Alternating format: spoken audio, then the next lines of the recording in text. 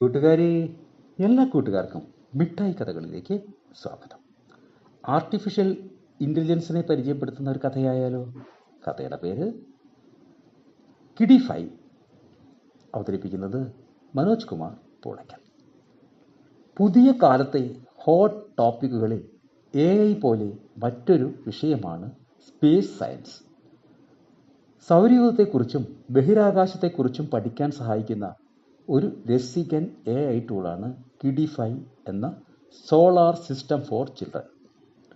കുട്ടികൾക്കായി പ്രത്യേക രൂപകൽപ്പന ചെയ്ത ഈ ആപ്പ് സൗരയൂഥത്തിലെ ഓരോ ഗ്രഹത്തെക്കുറിച്ചും നക്ഷത്രങ്ങളെക്കുറിച്ചും ചോദിക്കുന്ന ചോദ്യങ്ങൾക്ക് AIയുടെ സഹായത്തോടെ ഉത്തരം തരും. ഉദാഹരണത്തിന്, എന്തുകൊണ്ടാണ് ചൊവ്വയെ ചുവന്ന ഗ്രഹം എന്ന് വിളിക്കുന്നത് എന്ന് ചോദിച്ചാൽ ആപ്പ് അതിന് കൃത്യമായ മറുപടി തരും. അറിവ് വളർത്താനും സ്വയം പഠിക്കാൻ കുട്ടികളെ പ്രേരിപ്പിക്കാനും ഇത് സഹായിക്കും.